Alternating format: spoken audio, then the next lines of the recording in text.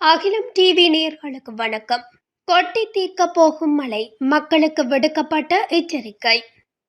நாட்டின் சில மாவட்டங்களிலும் இன்று பிற்பகல் 1 மணிக்கு பின்னர் பல இடங்களில் மழை அல்லது இடியுடன் கூடிய மழை பெய்யக்கூடும் என வளிமண்டலவியல் திணைக்களம் தெரிவித்துள்ளது.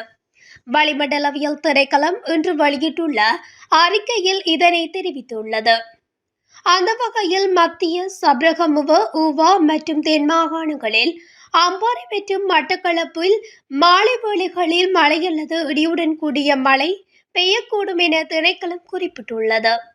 அத்துடன் மேல் மாகாணத்திலும் புத்தளம், காலி, மாத்தறை மற்றும் இரத்தினபுரி மாவட்டங்களிலும் மழை பெய்ய வாய்ப்புள்ளதாகவும் தகவல் வெளியாகியுள்ளது.